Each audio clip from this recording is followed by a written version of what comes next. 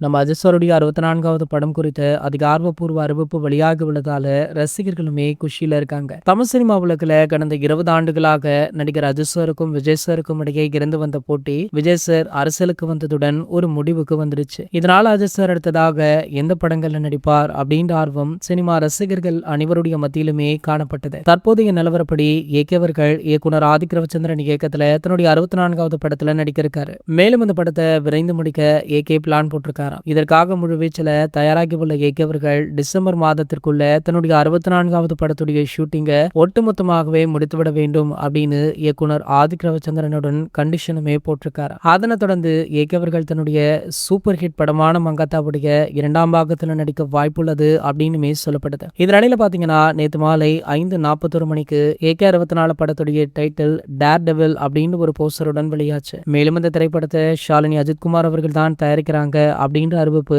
யாருமே எதிர்பார்க்காத ஒன்று. இது பலருக்குமே சர்ப்ரைஸா கொடுத்தது. ஷாலினி அவர்கள் திருமணத்திற்கு முன்பாக தமிழ் சினிமாவில் ஒரு சில படங்கள் பண்ணியிருக்காங்க. மேலும் ஒரு சில பாடல்களை பாடியிருக்காங்க. திருமணத்திற்கு பின்னர் ஒரு திரைப்படங்கள் கூட நடிக்கல. ஏன் சினிமாவில் அவங்களுடைய ஈடுபாடு ஜீரோவாக இருந்தது. ஆனால் தற்போது ஒரு ப்ரொடியூசராக களமிறங்கியிருக்காங்க. மேலும் பாத்தீங்கன்னா ஏகே 64 திரைப்படத்துல முக்கிய கதாபாத்திரம் ஒன்றுல ஷாலினி அவர்கள் நடிக்க உள்ளதாக சொல்லப்படுது. இது போன்ற செய்திகளை பத்தி நீங்க உடனே தெரிஞ்சுக்க நம்ம சேனலை மறக்காம சப்ஸ்கிரைப் பண்ணிக்கோங்க.